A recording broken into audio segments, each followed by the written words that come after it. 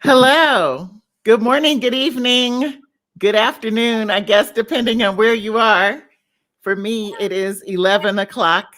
No, 10 o'clock p.m. 11 o'clock p.m. I can't even remember what time it is, my time. But welcome to Flippin the Script. My name is Michelle Words, and Flippin the Script is a podcast designed by women of color for women of color. And we are here to help women to embrace change, not only to embrace change, but to actually seek it out. So I have guests regularly on my show. This is only my second live broadcast, but I am so happy to welcome today Dana Mendenhall, who is the epitome of embracing change. And so I had to have Dana on Flipping the Script to share with you her story, how she goes about embracing change, and also to share with us some information on her new book that she has out. So I am going to introduce you to Dana. And absolutely, during the course of this broadcast, if you have any questions, please feel free to put them into the chat, and I will ask Dana the questions for you at the end of our toward the end of our broadcast. But Dana Mendenhall is a published author, motivational keynote speaker, and global healthcare marketing executive with over 20 years of diverse progressive experience, highlighted by an extraordinary record of achievement. As a motivational speaker, Dana challenges her audience members to create the lives that they desire to live and to redefine the rules along their journey. Using real-world situations, Dana inspires and empowers listeners to view the courage to redefine no as a journey, not a destination. In the book, Breakthrough, featuring Dana L. Mendenhall, readers gain firsthand accounts of how a do-or-die mindset, coupled with the courage to redefine no, transforms failure into success and opportunity. Dana also reminds readers of their right to a prosperous life and inspires them to pursue this life with every fiber of their being. Dana is a native of Texas and earned her BS in industrial engineering from Texas A&M University and her MBA from Northwestern University Kellogg School of Management. Dana defines service as the cornerstone of her life. She is passionate about investing her time and resources in others to help them disrupt their status quo thinking in pursuit of their wildest aspirations. When not speaking or mentoring, Dana can be found spending quality time with loved ones and traveling the world, enjoying champagne and chocolate. So, Dana, welcome to Flipping the Script. Thank you so very much. A pleasure to be here, Michelle. And hello to everyone. So, Dana, I always like to start the show with telling the audience exactly how we met. Do you recall? We met on two occasions. So I remember the first one at Dana Davis's house. Is that the first occasion that you remember? No, it isn't. Maybe we did meet at her house first. At a cookout. Okay, because, I thought it was the New Year's Eve party. I think that was the first time that we actually met. Okay. We went out New Year's Eve with a few friends, and we went to a club. I can't remember the name of it. There in Dallas. In the Dallas area. Right. I know the club. Neither of us live here, so I can remember the club. It's a little jazz club, but the name slips. Right. Exactly. So I think that was the first time, and then maybe we saw each other again at the barbecue, possibly. Okay. But anyway, we met through mutual friends in Dallas, Texas. We did. before either one of us? Because at that point, had you ever lived outside of the United States? I had not lived, heavily traveled, not lived. Okay. Yes. So at that time, neither one of us were expats, but since both of us have been, Yes. so, and that was, that I moved out of the United States in 2014. Mm-hmm. So we would have had to have met, at least a couple of years maybe before then. Before then, okay. Then it would have been at that club first. Yeah. Okay. Then she's like, then that's when it would have been. Yes. So, so since then, Dana, you have done a lot of different things. And I know that, even at that time when we met, because I know that you've moved somewhat, I guess, you were in industrial engineering. Yes. So you've made a transition from that. At that time, were you still in engineering? I was not. At that time, I had made the transition a long way that took me to the marketing pathway, which is where I have remained for about the last decade and a half. So what made you make that change, that decision? That's a pretty drastic change from engineering, because it seems like, you switched sides of your brain. There you go. There you go. Exactly. So thank you for the question. I'd love to talk about this. And this is really kind of an area where I begin to redefine no in my life. So as you said, I was trained as an industrial engineer. I love math and science. I also had the best parents. So I knew that service was a part of me and healthcare was a natural fit for me. So at that time, math, science, healthcare, landed an engineering role in, one of America's top 50 Fortune companies, had a very, very successful career. And throughout that career, leading engineering teams, leading manufacturing teams, what I discovered is behind the products we were making were lives that were being impacted, enhanced because of the work that we did. And so I said, with my curious mind, this isn't enough for me. I need to see who's using the product and how it's impacted. So after deciding that engineering was good, but it wasn't quite good enough, I took successive lateral moves. I went from engineering, I went to logistics and supply chain, I went to supply planning. I then did the unthinkable. As you said, I went from the left side of my brain where A plus B always equals C. Even if you don't have time on that engineering test, it equals C. And then I went to the right side of my brain where A plus B never equals C. It's always great. It's always maybe. It's always another way. And I was a sales rep out in Southern California. And with that role, it taught me just the immense lessons that I think formed the foundation for me as the healthcare leader that I am today. So I went into a sales role, and that, Michelle, didn't turn out quite too well in the beginning. In the very beginning, I failed.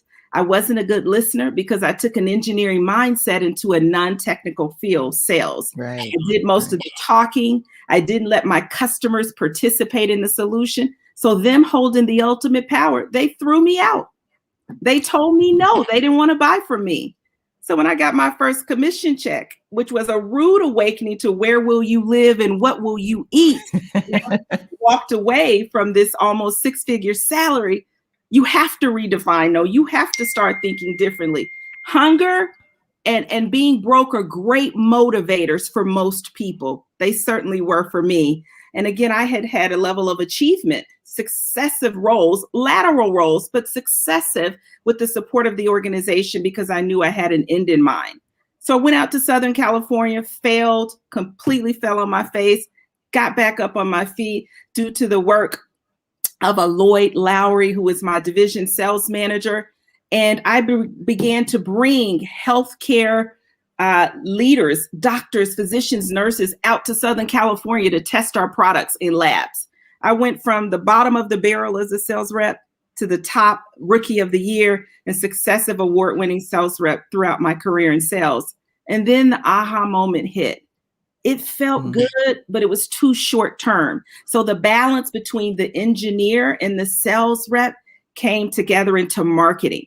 Marketing is about problem solving. It's about influencing. It's about creating solutions and thinking ahead before anyone is there with you. And I have been blessed to have the DNA from mom and dad. Dad is the chemist, excuse me. My mother is the gerontologist. That came together, perfect DNA. I put those two things together in my career, engineering, sales, marketing, and I've had a phenomenal career, a career of many ups, equally as many downs, many lessons that I've had to unlearn and undo. But in the end, redefining no for me, telling those 13 interviewers who didn't want me to be a sales rep, wanted me to stay an engineer, but took a chance on me, that I was worth the bet. So I took a long way to get to marketing, but I tell people it was always in my DNA. I just didn't take a traditional path to get there. Right. And so then when you made the first time that you heard no, then what adjustments did you make then to get back on the right path? I think this is such an important question, because so many times when we hear no, we take that as a sign to go sit down in the audience and allow someone else to speak from the podium. And this is so important for women in corporate America, and especially women of color, to have a very strong network, to have a network of both mentors who you go to when you get the no's, who help you problem solve to convert them into yeses, and then sponsors who believe in you. And you may not even know who they are, but they know who you are because your works and your contributions have spoken for you. And they feel that having you as a part of their sponsorship toolbox actually enhances their career as well. So digging into that mentoring network, digging into that sponsorship, I didn't take no. I kept going because I knew that there was something beyond just manufacturing the product, packaging it, sterilizing it, and then sending it off. I wanted to be closer to those who used it. And so I shopped around. I positioned myself. I shared my value proposition with those in corporate America until I had some takers. And when I got those takers to take a chance on me, it came with all types of contractual legalese, as you can imagine. Here's what you have to do. They did everything to distract me, Michelle. I lost my salary. As I said, they said, if you really want to be a sales rep, you're going to be a sales rep. The commission, all of those things, they tested me with that. Right. They even tested me and said, there's a perception that when you're in a technical career and you're corporate, you have the four walls of corporate to protect you. And any sales rep will tell you that. So they wanted to know what was my support system and where was that support system going to come from? Because I was going to be out doing sales and doing other things, and I was going to get a lot of no's, and could I handle it? And so I couldn't answer the question way I really wanted to is, if you look at the color of my skin and the background of my character, you will know that my entire life has been built around support systems that don't exist in institutions such as these. But since you asked, my support system is built in my self-confidence. It's built in my family. It's built in those who've invested in my career, my mentors and my sponsorships. And they have open doors and open telephone lines for me to tap into. And so as we talk about this, I want to encourage your listeners, everyone needs to have their own board of directors. Every major corporation has a board of directors. You know why they have that? To help guide them, protect them, to test them against their mission and vision. Well, the last time I checked, if you're going to dedicate most of your life, 12, 16, 20 hours a day to a corporation, it should be important to you. And you should have your board of directors, those people who are going to tell you, yes, take a chance here, help you work through those challenges, tell you if you're being true to yourself. So make sure you know who your board of directors are as well, so that those no's become easier to absorb and you are better positioned to flip them into a yes. Exactly. Yes, because it's easy for your ego to get damaged, your self-confidence to get bruised, and you need someone to help patch it up and keep you pushing forward. And again, you don't always get that, as you said, in your corporate environment. So you do need to have your own circle that will be able to help push you along and encourage you. Now, when you were making all of these transitions, though, you were within the same company. Is that correct? All of the transitions were within the same company, my first 10 and a half years. So as my colleagues were consistently elevating, I was consistently plowing and driving and digging. and learning as much as I could. What I didn't know at the time, but I know now, is that to have a stronger or broader base gives you more opportunity to elevate, as opposed to a narrow base, you go straight up. And we all understand that the dynamics of physics and so forth. So I invested. You were building that foundation. I was building that foundation. Absolutely. And now, where are you in relation to where they are? That's where, you know, it really tells that what you did, you took your time, you built your foundation, and now I'm sure that you've probably reached higher goals than they have, higher peaks than some of the colleagues that you've had. Yes, absolutely. What I will say is that every investment made in me, every failure that knocked me down, every wind and prayer that got me back up has enabled me to reach the highest heights. I never dreamed as a child that I would be head of the marketing and strategy division for a global Fortune 500 corporation, one of the most admired pharmaceutical industry companies, and one who has a very important mission as we look at donation and the impact on our community from a COVID-19 perspective. So I tell people it's important to know that don't confuse what you see today with what had to happen, that 10 years of digging, plowing, investing while others are progressing. It just speaks to the importance of keeping your eye on your prize and your passion, because there were days when I looked at others and said, hey, they're already a director and I'm still a manager. When you build that foundation and demonstrate your ability to be able to translate between different functions, and listen, when you are able to articulate what you want your career path to be, when you are able to articulate, not someone articulate it for you, not someone do that for you, but when you're able to do that, you typically find success. And I say typically because there were times when I was not successful. Right. So then when did you make the decision, or how was the decision made? Because then you were in a leadership role at that time when you moved to Switzerland. Yes. So this is a very, very important turning point in my life for Redefining No. And Redefining No is my platform where I encourage, as you said in the very beautiful introduction, Michelle, I encourage women to live the life of their wildest dreams and change the rules along the way. So my decision to go to Switzerland was both a professional and a personal decision. Very quickly, from the personal decision, to paint the background for you. My mother, who was the rock of our family, who was one of my greatest cheerleaders at this time, was suffering from Alzheimer's, and she had a very rapid form. So at this point, my mother was now in a facility and I was her caregiver. And that was manageable when I was in Chicago, Illinois, with my employer, progressing through the organization. Now I had to ask myself, how does this happen from Zurich, Switzerland? That opportunity was presented to me. So that was challenge number one. The second piece was professionally. I had the good fortune of being on a team, and let me be clear, good fortune, AKA blessed and favored, to be on a team where I could thrive. I had a leader who valued me, valued what I brought to the table, saw my authenticity, stepped aside and let me go. And he found success in seeing me grow and develop. And so I call it the dream team. There were 4 men and me. None of the men looked like me, just by the way. And we were running the US business. And at this time, we were outperforming corporate organizational objectives and goals. And so promotional opportunities came along with that. High visibility, high reward, high contribution. Expect that actually demand that in your career. So at this time, one of the head got promoted to the president. The head of the division got promoted to general manager.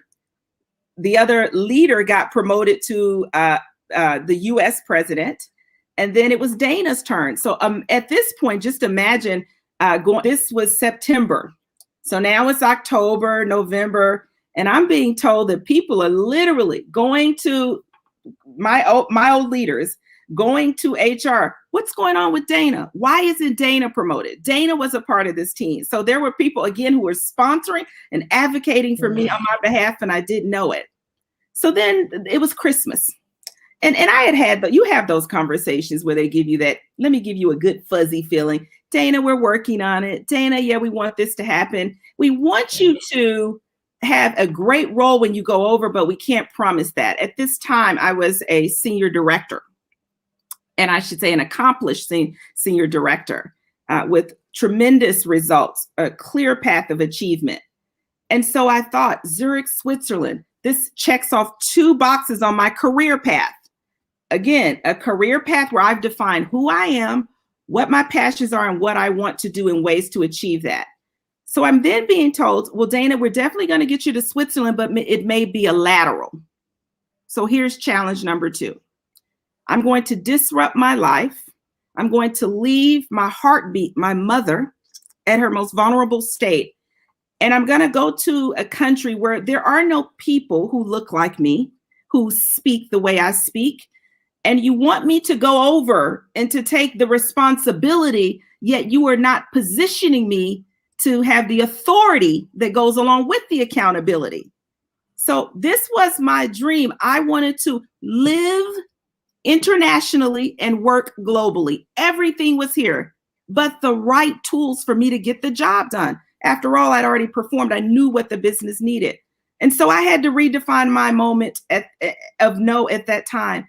And to state my non-negotiables, I stated, if I am not promoted to vice president, as every other team member has been promoted, then I will decline the offer. It will be a message from the organization, and I will address and adopt to that message. What is so important about that example, and I would like for you to take away, is people see, hey, she went to Switzerland. She lived there for 3 years. She loved it. What they didn't see is my peers who did the same work that I did were promoted without question. I had to question. I had to define what my guardrails were, what my standards were in order to go. And this is what happens when you are clear and concise and your words and your work speak for you. You require people to shift and take action. And they won't always shift and take action. I want to be clear about that. I've been blessed in my career. Most of the time they have. But when they don't, guess what? You shift. You change your environment. You change your atmosphere. So that's how I got to Switzerland. It was a wonderful experience. It changed me more in my life professionally and personally than any other role that I've had. So I'm extremely grateful for that role. I am extremely thankful for the opportunities that I had, the hiccups, the setups, the successes, the failures. But most importantly, I am thankful that I have had a community of people invest in me to help me understand when I should redefine no, and when I don't, when I should shift. Yes. So speaking of shifting, then you made a shift then when you left Switzerland. I did. So what made you make that decision? That's a great question. So I'm in Switzerland, and I don't know, Michelle, the life of an expat is going to be something that's, archaic pretty soon. Many organizations are requiring that you either localize, which means you give up some of your citizenship, you go and stay in the country, or that you go back to the US. So at a time that I am an expat, and what they don't tell you all the time as an expat is, boy, do they give you the red carpet going. It's coming back that becomes a challenge, because you've really kind of been out of sight, out of mind of your stakeholders, and you went over to a specific role. There has to be a specific role for you to come back to. Now, obviously, you want that role to be a promotional role, not a lateral. And many of them are not promotional. So I learned through a little bit of turmoil that many expats actually come back and transition. So I was presented with an opportunity to actually come back and to take advantage of all of my functional diversity, as well as my geographic diversity, and go to one of, again, America's largest healthcare corporations, and to run the US region from a marketing standpoint, to be responsible from an enterprise standpoint of how we engage our customers on the journey and how we create value for them. So after a very difficult decision, but a very confident decision, I decided to leave my current employer, to repatriate back to the US, and to start with a new organization. So tell me about that, because that's a lot of transition. Probably even more so than your initial transition when you moved abroad, because at least you were with the same organization. Yes. So, I hear from a lot of expatriates about the difficulty in repatriating. Yes. So that's a challenge in itself. So between that and then making the adjustment to moving to another company, how did you navigate that change?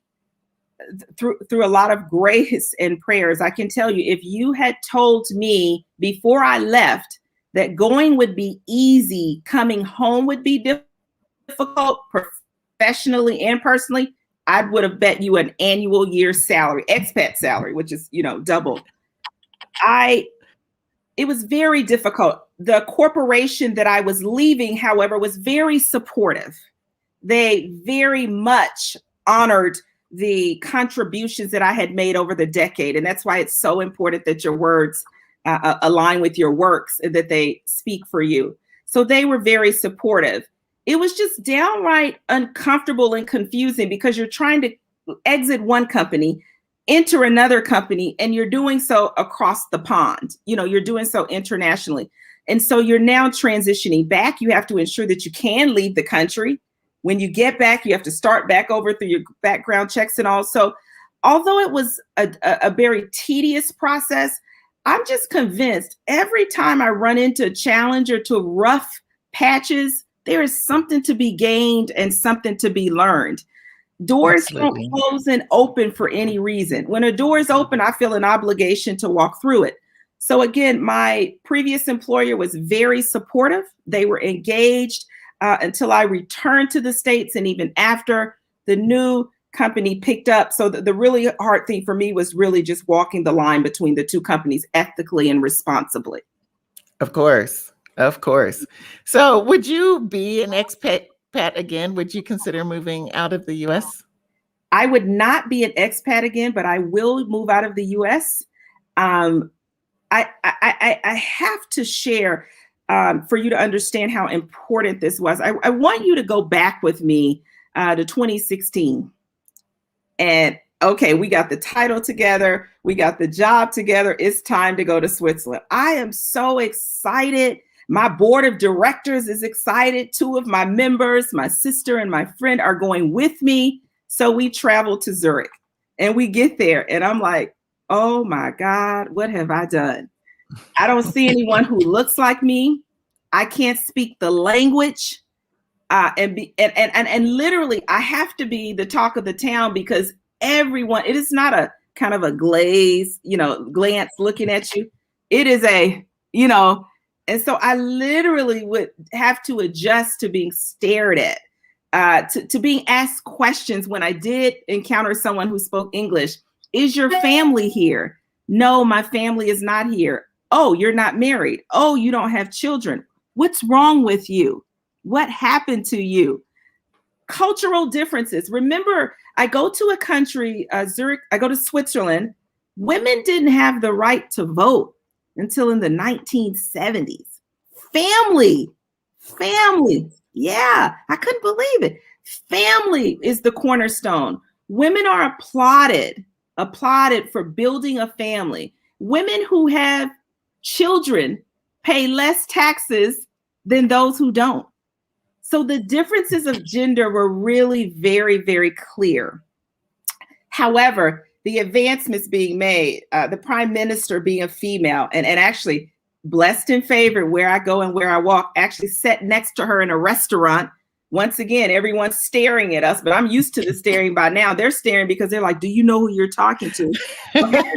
She was actually the past prime minister, I should say, had an opportunity to build and to really talk about the rich heritage and so forth in Switzerland. But imagine going somewhere not knowing the language, not seeing anyone who looks like you, and all you have is you, and really not being able to, can't drive because can't read the traffic signs because can't read the language. So you have to ride the tram. And so you revert to the things that you learned as a child. So what do we do as a child? We show our expressions. What do? We count 1, 2, 3. What colors? Red, green, purple. So I reverted back there. And so some of my most important lessons, connecting with people at their core and not on their surface, getting to the simplicity of matter, being an effective, concise communicator. These core lessons benefited me not only in life, but also in work.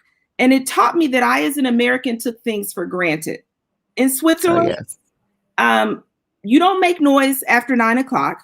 You don't run the vacuum. You don't do those things. We call those liberties. Our Swiss call those, lack of courtesy. You don't get cable. You don't get an apartment. You don't get Wi-Fi until you have your citizenship card. Your citizenship card, I can't even say it's like our birth certificate or passport, because those don't really mean a lot of things in the US, but that is your access. So I literally had to revert back to childlike behavior, to my core, which taught me so much about myself and how to connect with people, to have the experiences that I have in Switzerland. And I'm so grateful. I traveled the world while living my passion. I met all different kinds of people, all different kinds of cultures, all different kinds of societies. So you don't have to put me in an expat program to get me back. I'm going back by myself. I will live internationally because it taught me how to balance work and life and still be productive. It taught me how to think more broadly and diverse, because unlike going to Texas, Oklahoma, and Arkansas, when we have many commonalities, I'm going from Switzerland to France to Italy, and there's something new to learn, to eat, to do, to dance, to travel, to see in an hour's flight. So it's right. It's that don't taste it if you don't want to indulge in it. So I will go and don't have to be an expat. Yes, I hear you on that. Which is interesting what you mentioned before about when you came back, then it seemed that there wasn't necessarily a place for you because you were away from your stakeholders. But it seems that they would actually, I don't know, I guess this is more the American way. I would think now, I guess, as my experience as an expatriate, that this is something that they would value because you're bringing that unique perspective back with you that they don't have. And so that should give you more value. But it sounds like not necessarily. And as I think about it, the American way, I could see them not necessarily appreciating that because, you can't appreciate what you don't know. And in fairness to the organization, I wanted my European stint to count for something. So therefore, to me, that meant promotion, not lateral. They had opportunities. They were not the ones that were right for me. Right. And I actually had the opportunity to stay in Europe. And again, for family reasons, I felt best to come home temporarily. Right. Yes, I understand that. Absolutely. So now, Dana, you made so many transitional decisions, within the past couple of years. And then another one apparently is writing a book.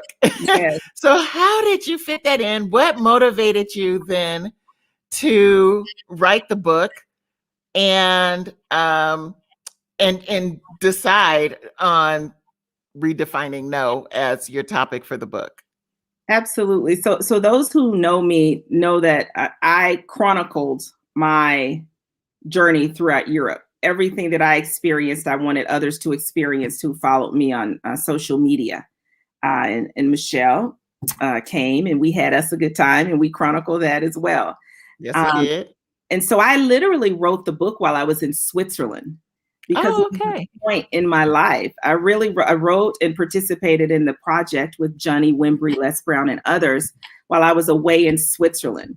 And there were just so many opportunities for me to redefine no. I was not the standard. I was not the example. 8% of corporate employees are expat.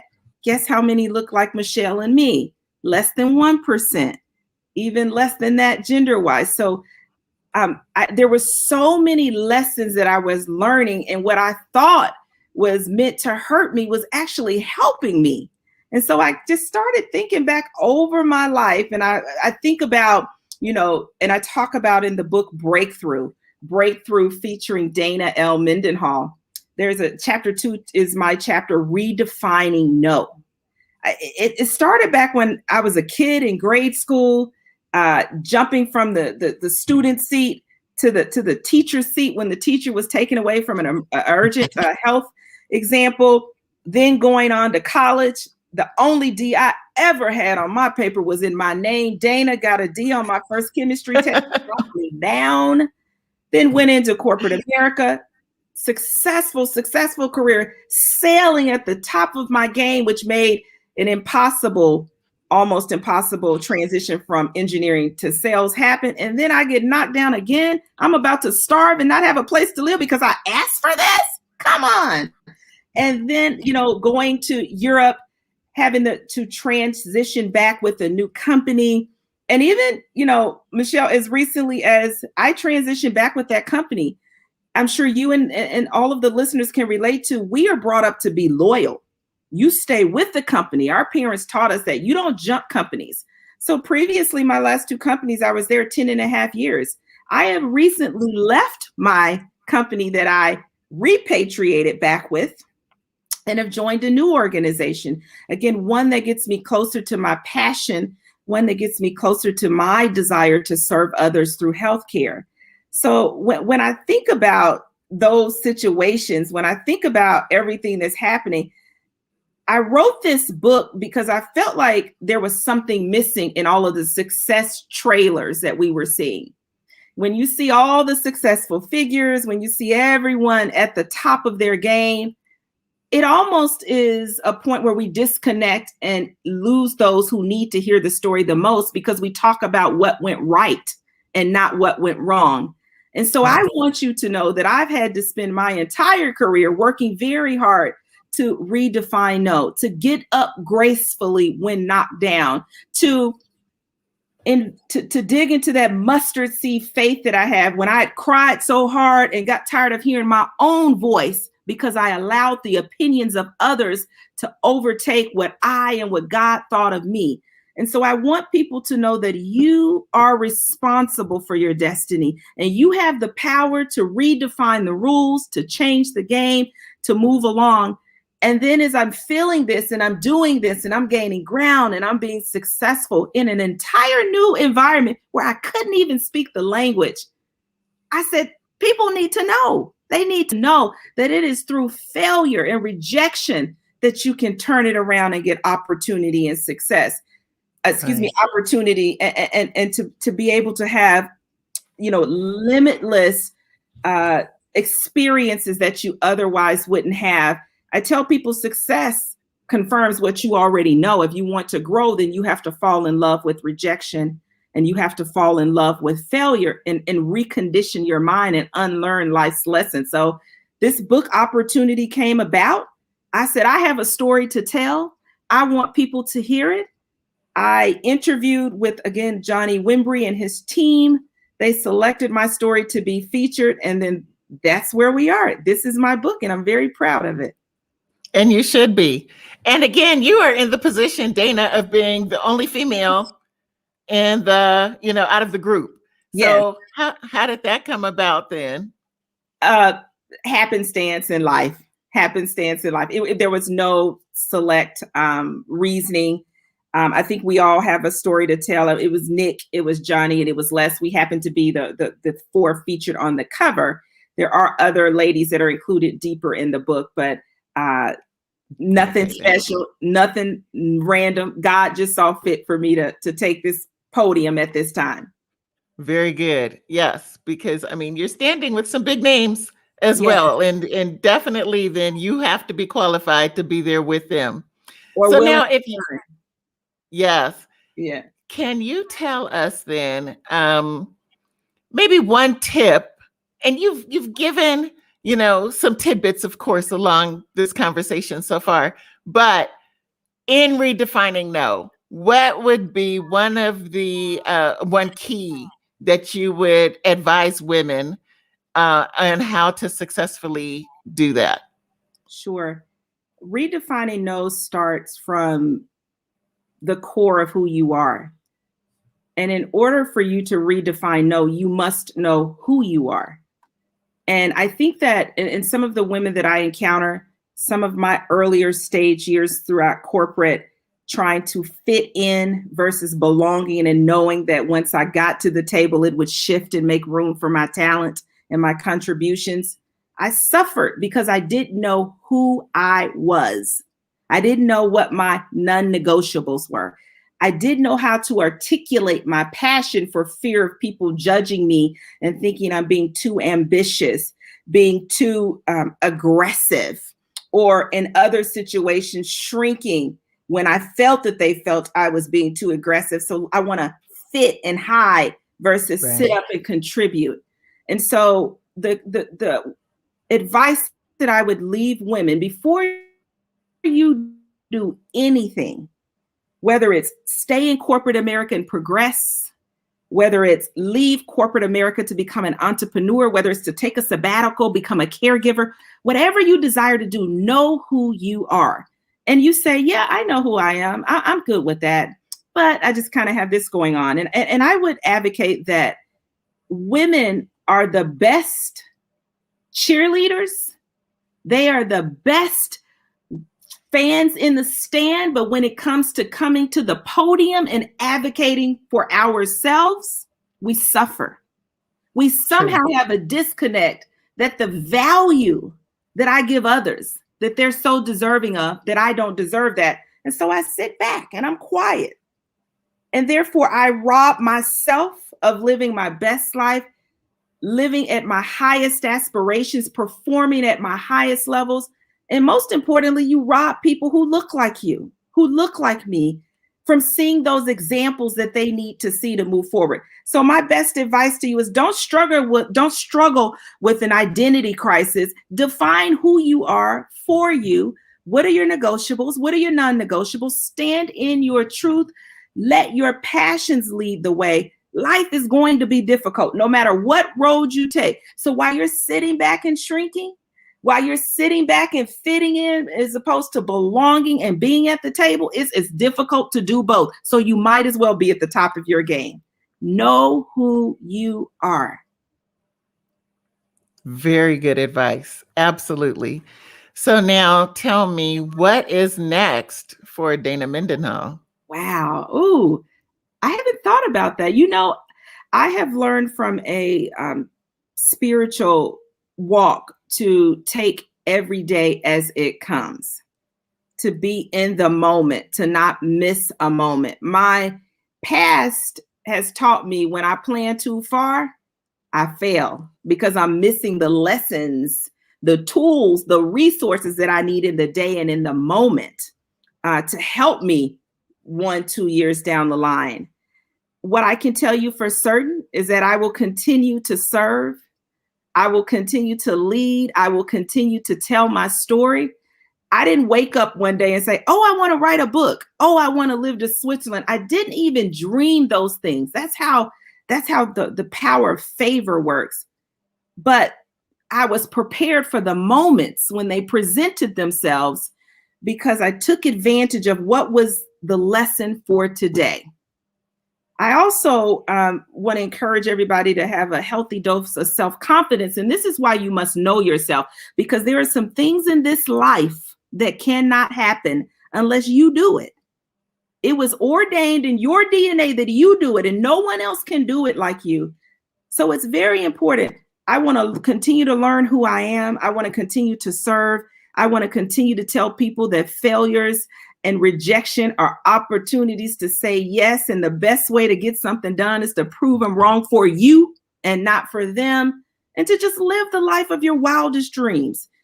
You and I have traveled the world. You and I have talked to leaders we never dreamed of. If I had to guess what's next, I'm going to keep one of Oprah's chairs warm. I'm going to talk to Oprah. So I thank God for the platform, Flipping the Script, that's preparing me. I'm focused on this today, Michelle, go. give me my lesson so I can be ready for that moment. I love it. I love it. And you know what? We can make as many plans as we want, and there's Yes. absolutely nothing wrong with that. But I tell you, life will have its own plans Yeah. anyway. So you really have to roll with the punches. So like you said, be prepared for them, and what you have already done, embrace it. Take advantage of it. Take the good out of it and grow from it. And do it with grace and style. My mother was a seamstress. She lived her life serving seniors for over 40 years, but her passion was sewing, cooking, arts and crafts. And I loved the way she would talk to me about everybody falls down. Who cares? Get up gracefully and make it something special to do. So I'm okay with that. I'm okay with knock me down. I want to get back up. It's when you get back up that you get the lessons on the way. That's right. Very true. Thank you so much. So now, Dana, tell us, where can we find your book? Absolutely. So you can go to www.redefiningno.com. There you will find a place to purchase autographed books, or you can find a link to take you to Amazon to purchase a book there, or you can go directly to Amazon. And if I see you in the airport and you tell me how you redefine no, I'll even autograph a book that you got from Amazon. But please go to www.redefiningno.com. There are specific steps that tell you how to develop the mindset and courage through my failures, through my rejection, to help you get on the path. Also, go to www.redefiningno.com. Please sign up for the newsletter. You're going to hear from me. And one thing I love about this platform is it hosts the world stage. It hosts Michelle, Flipping the Script. It hosts so many other women. I believe the world stage is as large as it needs to be. So very shortly, you're going to be hearing from women and their testimonies and their own words and their faces around how they redefine no. And so if you are a woman who has a story that the world needs to hear around how you redefined no and made life's no's your yes, write me, tell me about it. I will feature you on this platform. This is about us, a community of women who redefine no. And you are definitely an inspiration. And I'm sure that there are a lot of jewels that you can share as well. Thank you. Excellent. Thank you so much, Dana. Let's take a look because we do have some comments here. Please. How do you, Tante, I hope I'm saying your name correctly, Williams wants to know, how do you create a strong network? Because your network is phenomenal. And I know your network and I know they're phenomenal. So where do you draw? How can someone build their network, maybe even outside of their circle of friends? Absolutely. Again, this is a lesson that I had an opportunity to hone on in Zurich. How many people have you met and you've asked them a question and they've not want to help you? Not many. You start off, you talk to people about who they are, what they like, you connect with them on the most common denominator, and then you begin to exchange value. Not always take it, not always give it, but to exchange value. So look for those people that you admire. Look for those people who are different than you, who can reaffirm things in you that you can't see in yourself. Look for those people who challenge you, and then just connect. We're human. Go back to numbers 1, 2, 3, colors red, yellow, green, find the most common denominator and tell them, I'd like to connect with you. I value this in you. And notice that I didn't say, wait for someone to reach out to you. Your network is your responsibility. It's just like a house. If you want a house, those bricks and that cement are going to put themselves on top of one another. You have to do that. So you consider every opportunity that you meet someone, that you're in someone's presence. If you ladies can see the chat, I can't see the chat. If you see a name there, grab it. Hi, I saw you were on this chat. How did it impact you? Start a dialogue. Market yourself. When you know who you are, that becomes easy to do. So build your network. It starts with you. Lowest common denominators. We are all human and we want to help. Share value. That is very key, sharing value. And Because follow up. Yes, absolutely. Because and people are willing to help you, especially when you are willing to help them as Absolutely. well. Yeah, so it definitely is a give and take. Yeah. Let's see. Do we have any other questions here? A lot of comments. I don't know if this is a question about or a comment about sharing your value proposition. Mm. So, yeah, how did you go about, do that. Share your value proposition. Difficultly. And it all started with an exercise that I did in marketing. For the marketers or those who, like yourself, have really gotten into platforms where you have to promote your services, your value. I started with a positioning statement. And the positioning statement goes something like, I am blank. I like blank. I'm willing to blank. And if you do this for me, this is what I'll do for you. And so it kind of started off as a positioning statement, but then that exercise is just so robust and it doesn't get to the core of who you are. Being able to express your value means that you know what your value is, you know what appreciates it and what depreciates it. And that actually starts with an intimate conversation about yourself. Who am I? Who do I say I am? Forget the world. Who do I say I am? In my case, not who do you say I am? What do I want to do? What am I good at? There ought to be some things that you're good at that nobody on earth can tell you you're not good at. And then that's what you want to pursue and you want to go through. And then you have to be authentic. Just because you don't articulate your value proposition doesn't mean you aren't selling it. Your spirit, your energy, your presence, the way you engage, the way you respond, the way you connect with others is all selling your value proposition. So that's why I say you must first start with your core and who you are, because if you're saying one thing and doing something else, you're creating a disconnect and you're robbing yourself of that. Know who you are, and then it becomes natural. It's easy to say, I like this or I don't like that.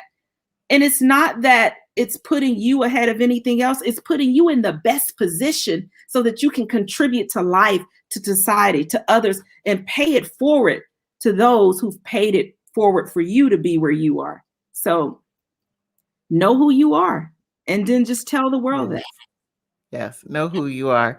You know, and I always end up reverting back to this, but again, if you ever have an opportunity to live abroad, would you say, because I know that you knew who you were before you moved to Switzerland, but don't you feel that once you're able to once you're able to really step away from, what the expectations were and everything that you had in the United States, and you were able to redefine yourself in Switzerland, you were able to find yourself. Would you agree with that? I would. And you paused a little when I said, listen, I thought I knew myself going to Switzerland.